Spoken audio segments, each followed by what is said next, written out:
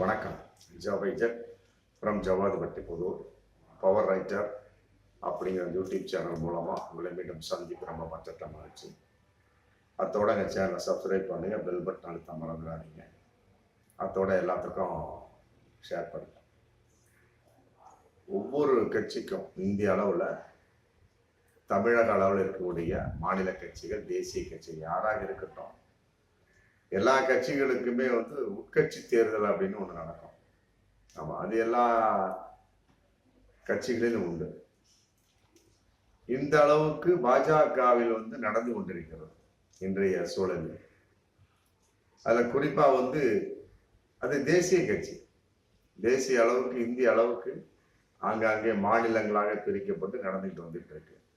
யார் யார் மாவட்ட செயலாளர், அப்புறம் வட்ட செயலாளர், அப்புறம் நிர்வாக குழு உறுப்பினர்கள், செயற்குழு உறுப்பினர்கள் அவங்கவுங்க தேர்ந்தெடுத்து அவரவர்கள் அந்தந்த மாநிலங்களில் கட்சி நடத்த வேண்டும். அதன் அடிப்படையில் தமிழகத்திலையும் நடந்துகிட்டு கிளையிலிருந்து மற்றபடி மாவட்டம் வரைக்கும் தேர்தலை இன்னைக்கு நடத்தி முடிக்கப்பட்டாச்சு, கம்ப்ளீட்டா முடிச்சாச்சு. பட் இவங்கெல்லாம் சேர்ந்து பாஜகவினுடைய மாநில தலைவரை தேர்ந்தெடுக்கணும். நல்லா புரிஞ்சுங்க. அது 15/1/2025 தேர்ந்தெடுக்கப்பட வேண்டும். இன்றைய பாஜக மாநில தலைவர் அண்ணாமலை இப்பதான் லண்டனுக்கு போயிட்டு வந்தார், சர்வதேச அரசியல் படிச்சுட்டு. 15/1/25 அவர் மாநில தலைவராக நீடிப்பாரா இல்லை வேறொருவர் தேர்ந்தெடுக்கப்படுவாரா அப்படிங்கிற கேள்வி இன்னைக்கு வந்தாச்சு. அது கட்சியின் கட்டுப்பாடு. ஆமா, அவர் மேலே ஏகப்பட்ட புகார்கள், அவர் மேலே ஏகப்பட்ட புகார்கள் இல்லை, அதெல்லாம் அப்புறம் தான். மற்றபடி இருக்கக்கூடிய நிர்வாகிகள் ஓட்டு போட்டு அவர்களுக்குள்ளே தேர்ந்தெடுப்பார்கள். அதன் அடிப்படையில் 15/1/2025 புதிய தமிழக பாஜக மாநில தலைவரை தேர்ந்தெடுத்தே ஆக வேண்டும். அதே மாதிரிதான் அங்க மத்தியில தேசிய தலைவர் நட்டா அவருடைய மாற்றம் 20/1/2025 தேர்ந்தெடுக்கப்பட வேண்டும். மீண்டும் நட்டா வருகிறாரா இல்லை வேறொருவர் அந்த பதவியில் உட்கார வைக்க போகிறார்களா அப்படின்னு. அது இந்திய அளவுல தேசிய அளவுல நம்ம அந்த அளவுக்கு போய்க்க வேணாம். தமிழக அளவு நம்ம அளவுக்கு பார்க்கின்ற பொழுது இன்றைக்கு தமிழக பாஜகவின் தலைவராக அண்ணாமலை இருந்துட்டு இருக்கார். 15/1/2025 மீண்டும் அவரே தேர்ந்தெடுக்கப்படுவாரா அல்லது வேறொருவர் தேர்ந்தெடுக்கப்பட போகிறார்களா அப்படிங்கிறது இன்னைக்கு மிகப்பெரிய ஒரு அரசியல் வட்டாரத்துல பரபரப்பாக பேசப்பட்டு கொண்டிருக்கிற ஒரு விஷயம். பொதுவா பாஜகவினுடைய ஒரு சட்டத்திட்டம், அவங்களோட கட்சிகளோ ஒரு கட்டுப்பாடு வச்சுருக்காங்க இல்லையா, மினிமம் ஒரு 2.5 வருஷம், அவ்வளவுதான். அதுக்கு மேல யாரும் ஒரு தலைவர் பொறுப்புல இருக்க முடியாது. அதையும் மீறி போனா 2 தடவை வரலாம். ஒரு நபர் ஒரு மாநில தலைவராக 2 தடவை வரலாம், அவ்வளவு. அதுக்கு மேலலாம் வர முடியாது. அதன் அடிப்படையில இன்னைக்கு ஃபர்ஸ்ட் 2.5 வருஷம் ஆச்சு. அண்ணாமலை ஒரு 6-7 மாசங்களுக்கு முன்னாலேயே மாற்றப்பட்டிருக்க வேண்டிய, அப்புறம் சர்வதேச அரசியல் போனாரு, அப்புறம் பிரச்சனையாச்சு, அப்புறம் அதை அப்படியே விட்டுட்டாங்க. அந்த நேரத்துல வட இந்திய தேர்தலா இருந்துச்சு இல்லையா, மகாராஷ்டிரா மற்ற சோட்ஸ் அந்த ரேஞ்சுக்கு இருக்கக்கூடிய சமயத்து அதுல கவனம் செலுத்துறப்ப எல்லாம் விட்டுட்டாங்க. இப்போதைக்கு தேர்தல் இல்லை, ஒண்ணும் இல்லை, ஃப்ரீயா உட்கார்ந்து இருக்காங்க. இந்த நேரத்துல நம்ம மாநில தேர்தலை நடத்தி விடலாம் சொல்லி போட்டு அங்கங்க நடந்துகிட்டு இருக்கு. தமிழகத்தை பொறுத்த வரைக்கும் நடந்து முடிஞ்சாச்சு. கிளையிலிருந்து மாவட்ட சோர்ஸ் எல்லாம் முடிஞ்சாச்சு. அவர்கள் மாநில தலைவரை தேர்ந்தெடுக்க வேண்டும். ஆமா, 15/1/2025 இன்னைக்கு அண்ணாமலையினுடைய வயிற்றில் புளியை கரைத்து கொண்டிருக்கின்ற சொல்லலாம். அடுத்து நாம வருவோமா இல்ல வேறொருவர் தேர்ந்தெடுக்கப்பட போகிறார்களா அப்படிங்கிறது மிகப்பெரிய ஒரு கேள்வி. பொதுவா ஒரு மாநில தலைவராகட்டும், மற்ற மாவட்ட செயலாளராகட்டும், இந்த வகையில ஒரு மாவட்ட மாநில தலைவர் பொதுவா எந்த ஒரு விஷயமாகட்டுமே எடுத்த உடனே எல்லாருமே ஆதரவு சொல்லிவிட முடியாது. 2.5 வருஷம் இந்த கட்சியை எவ்வாறு அவர் கொண்டு செலுத்தினார் அப்படிங்கிறத இருக்கக்கூடிய நிர்வாகிகள் கூர்ந்து கவனிப்பாங்க. அது குறிப்பா மாவட்ட செயலாளர்கள் எல்லாம் இருக்கக்கூடிய நிர்வாக குழு, ஓட்டு போட தகுதி உள்ள அனைத்திலுமே பார்ப்பாங்க. அதன் அடிப்பட்ட அண்ணாமலையோட நிலைப்பாடு என்ன அப்படிங்கிறது 2.5 வருஷத்துக்குள்ள பார்க்கின்ற பொழுது அவர் வந்ததுக்கு பின்னால பாஜக தமிழகத்தில் மிகப்பெரிய அளவுக்கு வெற்றி பெறவில்லை அப்படிங்கிறது தான் பகிரங்கமான உண்மை. ஏதோ வாய் சவடால் பேசுறார் நிறைய. ஆமா, அங்கங்க அண்ணாவை பத்தி பேசினாரு, அப்புறம் எம்ஜிஆரை பத்தி பேசினாரு, அப்புறம் ஜெயலலிதாவை பத்தி பேசினாரு, அப்புறம் உடன்கட்டை ஏறுதலுக்கு புதிதாக ஒரு விளக்கம் கொடுத்தார்.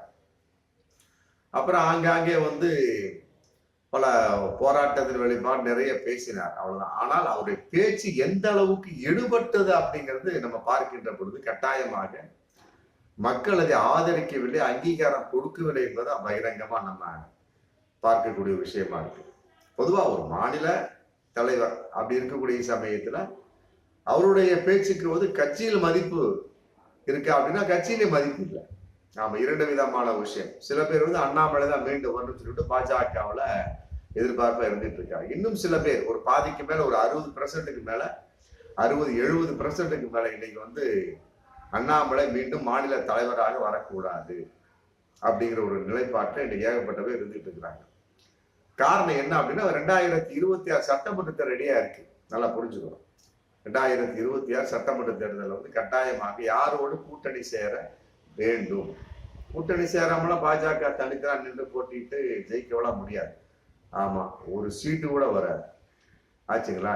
இப்ப இருக்கிறாங்க 4 எம்எல்ஏ, மற்றபடி வந்து அதெல்லாம் வந்து அதிமுகவோடு கூட்டணி சேர்ந்த ஒரு நிலைப்பாடின் விஷயம் தான். மற்றபடி அவங்க தனிப்பட்ட பொருளாம் ஒண்ணும் கிடையாது. அப்படி இருக்கக்கூடிய சமயத்தில் 2026 பாஜக தான் தலைமை ஏற்று கூட்டணி அமைக்கும் அப்படின்னு அண்ணாமலை வந்து இன்னைக்கு கொக்கரிச்சுக்கிட்டு இருந்துட்டு இருக்காங்க. அதுக்கு நேர் ஆப்போசிட் எடப்பாடி. அதெல்லாம் ஒண்ணும் பண்ண முடியாது, நாங்க தான் அப்படின்னு. அப்புறம் அது வாய்ஸ் பிரச்சனையா வந்து அப்புறம் இது ஜெயலலிதாவை பற்றி தரக்குறைவா பேசாதுன்னு போட்டு கூட்டணியை வந்து பிரிஞ்சு போயிட்டாங்க. ஆமா, பாஜகவோட ஜென்மத்துக்கு கூட்டணியே கிடையாது அப்படின்னு சொல்லி எடப்பாடி வந்து போயிட்டாரு. மற்றபடி அண்ணாமலையும் பிரிஞ்சு வந்துட்டாரு. ஆமா, ஏன்னா அண்ணாமலைக்கும் எடப்பாடிக்கு வந்து இன்னைக்கு வரைக்கும் ஒத்தே வரல. ஈரோடு கிழக்கு தொகுதியிலிருந்து ஒத்தே வரல, இடைத்தேர்தல் ஒத்தே வரல. ஏன்னா 2 பேரும் ஒரே சமூகமா இருந்தாலும் ஒற்றுமை இல்லை. ஆமா, கொங்கு நாடு அந்த கான்செப்ட்ல யார் கிங் அப்படிங்கிறதுல இன்னைக்கு அண்ணாமலைக்கு எடப்பாடிக்கு ஒரு மிகப்பெரிய ஒரு போராட்டம் இன்னைக்கு இருந்துகிட்டு தான் இருக்கு. இதுக்கிடையில திமுக செந்தில் பாலாஜி மீண்டும் வந்து அமைச்சராக்கப்பட்டு விட்ட. இதற்காகவே இப்ப 3 பேரு, பாஜக அண்ணாமலை, இது அதிமுக எடப்பாடி, இந்த பக்கம் திமுக செந்தில் பாலாஜி. செந்தில் பாலாஜியை விடுங்க, அவங்க ஆண்டிட்டு இருக்க குறிச்சு மீண்டும் வருவார்கள் வரமாட்டாங்க, அது மக்கள் கையில் எல்லாமே இருக்கு. மற்றபடி எடப்பாடிக்கு அண்ணாமலைக்கு பார்க்கக்கூடிய சமயத்துல நானா நீயாங்கிற போட்டி வந்து இன்னும் குறையவில்லை. அப்படி இருக்கக்கூடிய சமயத்தில் 2026 யாரோடு கூட்டணி சேர்ந்து பாஜக போட்டியிடும் அப்படிங்கிறது மிகப்பெரிய ஒரு கேள்விக்குறி. பாமக இன்னைக்கே ஒண்ணும் கிடையாது. இப்பவே வந்து அன்புமணி ராமதாஸ் வந்து ராமதாஸை எவ்வாறு கட்சியை விட்டு வெளியேற்றலாம் அப்படிங்கிற தோரணில் இன்னைக்கு போயிட்டு இருக்கிறார். பனையூர்ல தனிப்பட்ட முறையில ஒரு ஆபீஸை ஓபன் பண்ணி எல்லா நிர்வாகிகளும் அங்க வந்து பாருங்கன்னு போட்டு அவரு ஒரு பக்கம் போயிட்டு இருக்கிறார். அதே நேரத்தில் வந்து 2026 கட்டாயமாக வந்து பாமக வந்து பாஜகவோட கூட்டணி சேராது அப்படிங்கிற ஒரு தகவல் இன்னைக்கு போயிட்டு இருக்கு. ஏன்னா சரியான அடி 2024 நாடாளுமன்ற தேர்தல் எதிர்பாராத ஒரு அடி. ராமதாஸ் சொன்ன வகையில் அதிமுக கூட்டணி சேர்ந்தா கூட ஏதோ 1-2 வந்திருக்கும். பாஜகவோட அன்புமணி ராமதாஸ் சொன்ன வகையில கூட்டணி சேர்ந்த வகையில ஒண்ணுமே கிடையாது. அங்கீகாரம் கூட ரத்தாகலாம் அப்படிங்கிற விஷயம் இன்னைக்கு போயிட்டு இருக்கு பாமகவை பொறுத்த வரைக்கும். அப்படி இருக்கக்கூடிய சமயத்துல பாஜக வந்து பாமகவோடு கூட்டணி வைக்கிது. அப்படி கட்டாயமா பாமக வந்து பாஜகவோடு கூட்டணி வைக்காது அப்படிங்கிறது நிதர்சனமான உண்மை. அப்படி இருக்கக்கூடிய சமயத்துல பாஜக வந்து பாமக கூப்பிடுவாங்க, கட்டாயமா கழட்டி விட்டுருவாங்க. அதையெல்லாம் விட இன்னொரு விஷயம், பாமக பொறுத்த வரைக்கும் ஒவ்வொரு தேர்தலையும் ஒவ்வொரு கூட்டணி வச்சுக்கிட்டே அவர் வாட்டுக்கு மரம் விட்டு மரம் தாவக்கூடிய ஒரு நிலையில இருப்பார் ராமதாஸ். அது இன்னைக்கு ராமதாஸுக்கு வந்து மதிப்பு இல்லை, பாமக ராமதாஸுக்கு மதிப்பு இல்லை. அங்க இருக்கக்கூடிய 90% தொண்டர்களுடைய ஒரு நிலைப்பாடு, நிர்வாக இணைப்பு எல்லாமே அன்புமணி கையில இருக்குது. ஆமா, இப்பதான் ஒரு பிரச்சனை, இந்த முத்துக்குமரன் பிரச்சனை, இந்த பிரச்சனை போய் முடிஞ்சு ஆஃப் ஆயிருக்கு. அதுல வந்து இன்னும் சமாதானம் வேற இழுபறியா இருந்துட்டு சமயத்துல எந்த நேரத்திலும் ராமதாஸை வந்து நிறுவன தலைவர் அந்த போஸ்ட்ல தூக்கலாமா அப்படிங்கிற விஷயத்துக்கு இன்னைக்கு ஒரு பகிரங்கமான ஒரு தகவல்லாம் போயிட்டு இருக்கு. அப்படி இருக்கக்கூடிய சமயத்துல கட்டாயமா வந்து பாமக வந்து பாஜகவோட கூட்டணி சேர மிகப்பெரிய அடி. மற்றபடி தேமுதிக அதெல்லாம் வந்து அவங்க ஆல்ரெடி அங்க அதிமுக இருக்கிறாங்க. மற்றபடி இருக்கிறது பெரிய பெரிய கட்சி அதிமுக தான். ஏதோ ஒரு வகையில் அதிமுகவோட கூட்டணியை சேர்ந்துக்கிட்டு மற்றபடி நம்ம போட்டியிடணும் அப்படிங்கிறதா அமித்ஷா, மோடி போன்றவர்களுடைய மிகப்பெரிய ஒரு எதிர்பார்ப்பு. ஆனா எடப்பாடி கை கொடுக்குற மாதிரி தெரியல. இன்னைக்கு வரைக்கும் அவர் சொல்லிட்டார் ஒரே வார்த்தை, 2026 ஆகட்டும், மற்றபடி 2030 எங்க இருந்தாலும் சரி, கட்டாயமா நாங்கள் பாஜகவோட கூட்டணி சேர மாட்டோம். காரணம் சிறுபான்மை ஓட்டு சிதறுகிறது. இதான் விஷயம். அதிமுகவை பொறுத்த வரைக்கும் இருந்தப்போ சிறுபான்மைக்கு எதிராக பல விஷயம் நடந்துக்கிட்டாங்க அதிமுக. முத்தலாக் சட்டம், மற்ற 370, மற்ற சோன்சோ, அவ இந்திய குடியுரிமை திருத்த சட்டம் பாஜக ஆதரவா இருந்து எல்லாத்தையும் ஏற்றி விட்டாங்க. இன்னைக்கு யோசிக்கிறார் எடப்பாடி. 10வது தோல்வி அடைந்த பழனிசாமி அப்படிங்கிறத யோசிச்சுட்டு இருக்காரு. இருந்தாலுமே கூட பாஜகவோடு மீண்டும் நாங்கள் கூட்டணிக்கு வாய்ப்பில்லை அப்படிங்கிற பகிரங்கமா சொல்லிட்டோம். அப்படி இருக்கக்கூடிய சமயத்துல வேற என்ன இருக்கு? பாஜக ஒண்ணுமே கிடையாது. அதிமுக விட்ட எந்த நாதியும் கிடையாது. அப்ப எடப்பாடி எவ்வாறு கரெக்ட் பண்றது? எடப்பாடி எவ்வாறு தன் வழிக்கு கொண்டு சொல்றது அப்படின்னா மாநில தலைவரை தான் மாற்றணும், வேற வழியே கிடையாது. அண்ணாமலைக்கு எடப்பாடிக்கு ஒத்தே வரல. அப்படி இருக்கக்கூடிய சமயத்தை மாநில தலைவர் தான் மாற்ற வேண்டிய ஒரு சூழல்.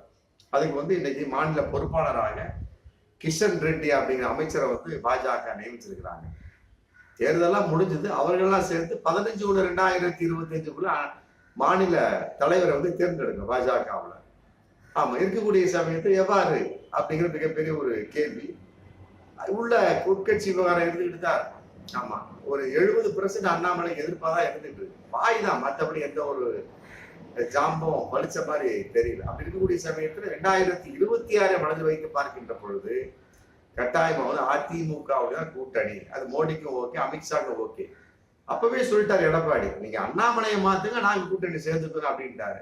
அப்ப கட்டாயமா இதன் அடிப்படையில அண்ணாமலை மாற்றப்படுவார் அப்படிங்கிற ஒரு மிகப்பெரிய ஒரு தகவல் இதுல போயிட்டு இருக்கு. பார்ப்போம். அண்ணாமலை மாற்றப்பட்டால் கட்டாயமா பாஜக அதிமுக கூட்டணி ஏற்பட்டுவிடும். அதுல மாற்று கருத்து இல்லை. மீண்டும் அண்ணாமலை போடப்பட்டால் கட்டாயமா பாஜக மிகப்பெரிய ஒரு தோல்வியை சந்திக்கும். அதையெல்லாம் விட அதிமுக என்ற ஒரு கட்சி இருக்குமா என்பது மிகப்பெரிய ஒரு கேள்வி. ஆமா, ஏன்னு கேட்டா அதிமுகங்கிற கான்செப்ட்ல என்னைக்கும் அந்த 4-5 பிரிவா போயிட்டு இருக்கு.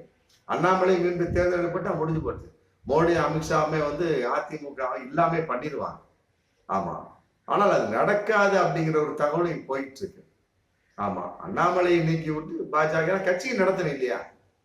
ஆமா, ஒரு 90% என்ன தெரியுது அப்படின்னா கட்சியை நடத்தணும்.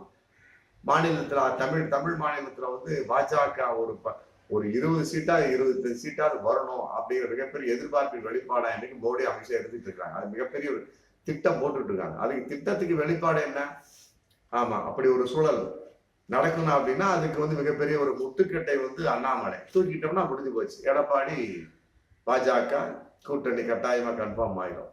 ஆமா, அதனால மோடி, அமித்ஷா பொறுத்த வரைக்கும் அண்ணாமலை தலைவராக வர முடியாது. மற்ற வகையில கட்சியின் சம்பந்தப்பட்ட வகையில் அண்ணாமலை மீண்டும் தேர்ந்தெடுக்கப்பட்டால் அதிமுகவோட கூட்டணி இருக்காது என்பதுதான் பகிரங்கமான உண்மை. ஆமா, அப்படி இருக்கக்கூடிய சமயத்துல கட்டாயமா பாஜக தமிழகத்தில் வேரூன்ற முடியாது. அதிமுகவும் சிதைந்து விடும் என்பதுதான் பகிரங்கமான உண்மை. பார்ப்போம் மீண்டும் அடுத்த வீடியோ. நன்றி.